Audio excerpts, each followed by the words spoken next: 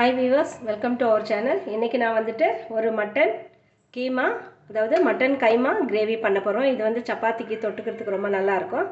அதுக்கு நான் வந்துட்டு 1/2 kg மட்டனை கைமா கொத்திட்டு வந்து அதை வந்துட்டு வேக வச்சு வச்சுருக்கிறேன். 3 விசில் வேக வச்சு வச்சுருக்கிறேன். வெறும் மஞ்சள் பொடி போட்டு வச்சுருக்கிறேன். இப்போ நம்ம இது எப்படி செய்யுதுங்கிறத பார்ப்போம். ஸ்டவ் ஆன் பண்ணி பேன் வச்சுட்டு ஒரு 4 ஸ்பூன் அளவுக்கு எண்ணெய் சேர்த்துக்கலாம். பட்டை, லவங்கம், ஏலக்காய் சேர்த்துக்கலாம்.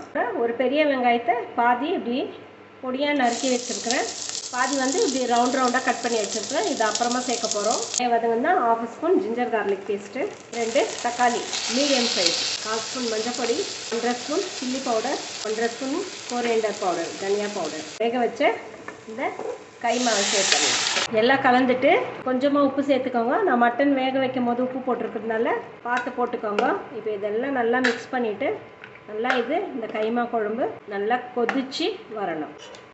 இந்த மசாலா பச்சை வாசனைலாம் போகட்டும். இதை நம்ம மூடி போட்டு இப்போது வேக விடலாம். அதுக்கு முன்னாடி நான் இந்த மாதிரி ரவுண்டாக கட் பண்ண வெங்காயத்தையும் இதில் சேர்த்துடுறேன். சேர்த்துட்டு கொஞ்சமாக கரம் மசாலா தூள் மூடி போட்டு மீடியம் ஃப்ளேமில் ஒரு 10 நிமிஷம் கொதிக்க வைக்கலாம்.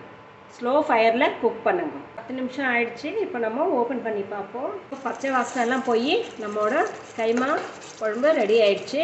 இது ரொம்ப நல்லாயிருக்கும். சப்பாத்திக்கு, தோசைக்கு, எல்லாத்துக்கும், சாதத்துக்கு கூட வச்சு சாப்பிட்லாம்.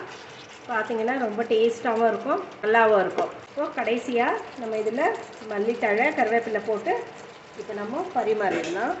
நம்ம கைமா கிரேவி ரெடி ஆயிடுச்சு. பார்த்திங்கன்னா தெரியும். நீங்கள் வீட்டில் ட்ரை பண்ணி பார்த்துட்டு எப்படி இருக்குன்னு சொல்லுங்கள் வியூவர்ஸ். மறக்காமல் நம்ம சேனலை லைக் பண்ணுங்கள், ஷேர் பண்ணுங்கள், சப்ஸ்கிரைப் பண்ணுங்கள். தேங்க்யூ.